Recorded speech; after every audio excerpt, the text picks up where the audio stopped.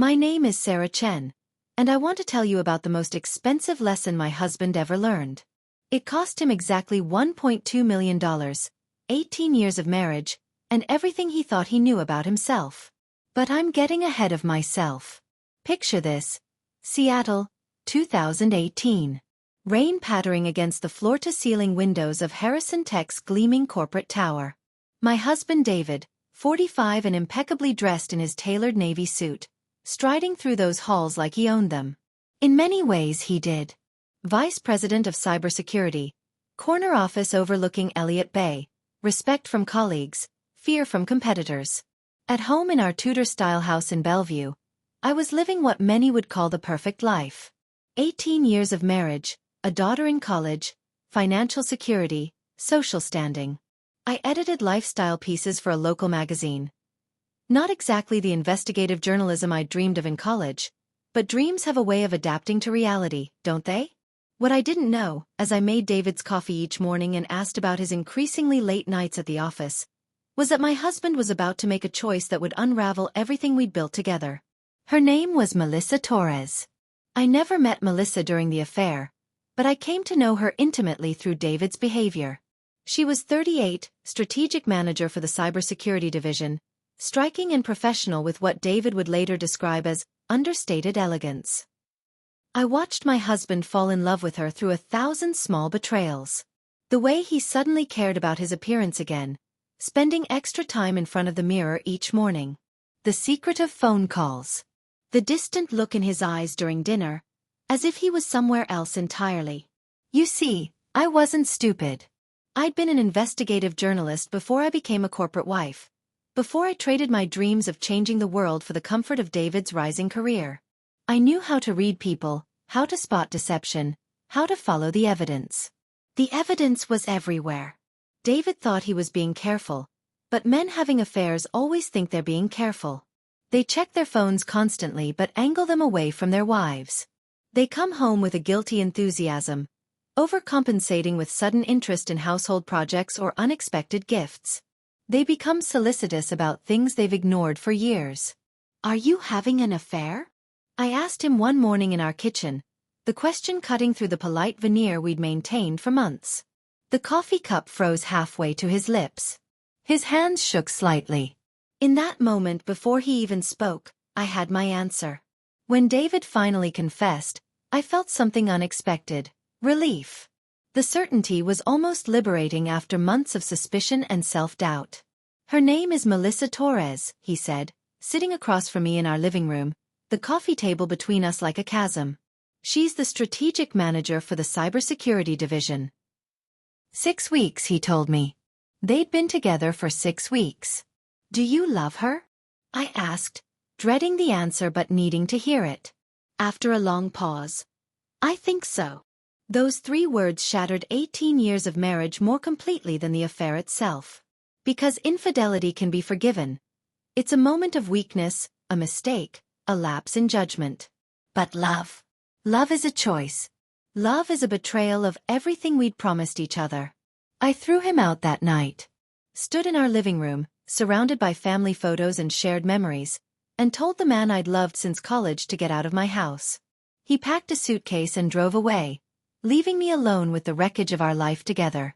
What David didn't know, what he couldn't have known, was that I'd already begun preparing for this moment months before his confession. You don't spend 12 years married to a corporate executive without understanding compensation structures, stock options, and annual payouts. I knew about the share distribution. I knew that Harrison Tech's most successful year in company history was about to result in substantial bonuses for senior executives. I knew that David's division had performed exceptionally well, and I knew approximately what that performance was worth. $2.4 million as it turned out. So when David came crawling back 3 weeks later, after his precious Melissa had dumped him for a better offer at Brennan Industries, I was ready. I want to come home, he said, standing on our doorstep like a lost puppy. I made a terrible mistake. I threw away 18 years for something that was never real. I could have slammed the door in his face. Part of me wanted to. But I'd spent those 3 weeks thinking, planning, calculating. I'd realized something important. Revenge served cold is more satisfying than revenge served hot. So I let him back in.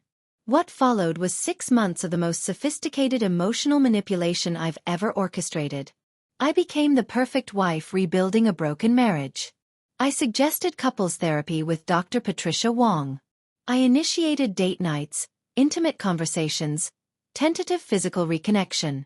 I asked thoughtful questions about his feelings, his fears, his hopes for our future. I performed forgiveness while planning my exit strategy. David thought he was earning back my trust, but really, he was running out the clock on the fiscal year. Every therapy session, every romantic dinner, every night I let him hold me in bed was bringing us closer to the share payout that would secure my financial independence. Don't misunderstand me. This wasn't easy. There were moments when I almost convinced myself that we really could rebuild what we'd lost. David was trying, genuinely trying, to be the husband I'd always wanted. He was attentive, remorseful, committed to change. But I remembered something he'd said during his confession. "We've been strangers in this house for years, Sarah. We both know it." He was right. We had been strangers. But strangers don't betray each other. Only people who made vows do that. The day David got his share payout, he came home with flowers and champagne, grinning like a schoolboy. "We can retire, Sarah," he said, spinning me around our kitchen. "Travel, spend time together, do all those things we talked about." I let him celebrate for exactly 10 minutes. Then I handed him the divorce papers. The look on his face was worth every sleepless night of the previous 6 months. Confusion, disbelief, then dawning comprehension as he realized what I'd done. "The last 6 months. Everything we've built," he stammered. "Was me buying time," I said simply.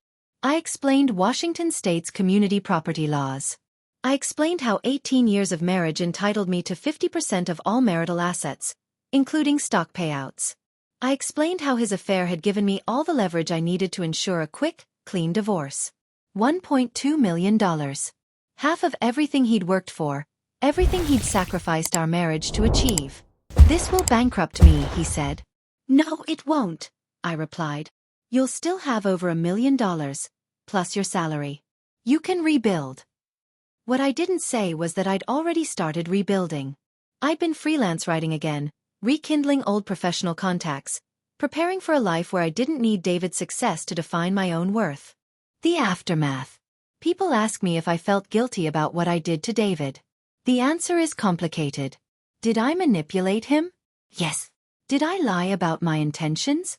Absolutely. Did I use his genuine desire for reconciliation against him? Without question. But here's what I learned during those 6 months of performance. David came back to me not because he loved me, but because Melissa had left him with no better options. He chose me by default, not by design. Even his attempts at reconciliation were calculated, driven by loneliness and convenience rather than genuine commitment. I simply outcalculated him. The divorce was finalized within 90 days. David didn't contest it. He couldn't afford to, literally or figuratively. Fighting it would have meant a public airing of his affair, which would have damaged his career prospects. He took his $1 million and his bruised ego and learned to live with less. I took my $1 million and learned to live with more self-respect, more independence, more clarity about what I actually wanted from life. Moving forward. 2 years after our divorce, I met Michael. He was a journalism professor at the University of Washington, kind and honest and everything David had never been. We've been together for 3 years now, and we're getting married next spring. I went to see David before the wedding. Not because I owed him anything, but because I wanted closure for both of us. He'd been promoted to CEO of Harrison Tech, and the position suited him. He seemed different, more thoughtful, more genuine, less driven by pure ambition. Success had taught him humility in a way that failure never could. I wanted to apologize, I told him, sitting in his corner office overlooking the Seattle skyline. For what? He asked. For the way I handled our divorce. For the performance I put on during those 6 months. He was quiet for a long moment. Then he said, "You had every right to be angry." "I had every right to be honest," I replied. Instead, I chose revenge. We talked for an hour, two people who'd once loved each other trying to make sense of how badly we'd handled that love. He apologized for the affair, for coming back for the wrong reasons, for not being the husband I deserved. I apologized for the manipulation, for choosing cruelty over honesty. In the end, we both got what we deserved. David learned that betrayal has consequences, that choices echo through your life in ways you never expect. I learned that revenge, while satisfying, doesn't heal the wounds that made it necessary. The real payout. The real payout of this story isn't the $1.2 million David lost or the financial security I gained. It's the understanding that came after. David learned to value what he had before he lost it. His second relationship, with a woman named Ana Rodriguez, his current VP of Strategic Development, is built on honesty and mutual respect in ways ours never was. He's a better man now, not despite what he went through, but because of it.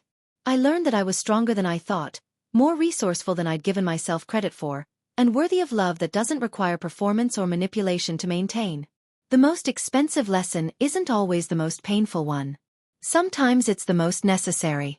David's affair cost him half of everything he'd worked for, but it gave him something more valuable: the knowledge of who he really wanted to be. My revenge cost me 6 months of authentic emotion, but it gave me the freedom to build a life based on my own choices rather than someone else's success. We both paid a price for the people we used to be. We both learned to become people worthy of the lives we actually wanted. What I know now. I'm 50 now, happily married to Michael, with a career I'm passionate about and financial independence I earned through my own choices. David is 51, building something real with Anna, leading a company with principles I wish he'd had when we were married. Our daughter Emma splits her time between us, proud of the people we've both become, even if she's not entirely proud of how we became them. If I could go back, would I handle things differently? Would I choose honesty over manipulation, direct confrontation over elaborate revenge? I'd like to think so. But I'm not sure that version of the story would have taught us what we needed to learn. Sometimes the most important lessons are the ones we learn too late to save what we've already lost, but just in time to save what we haven't built yet. The payout, in the end, wasn't money. It was wisdom. And wisdom, unlike stock options, appreciates in value over time.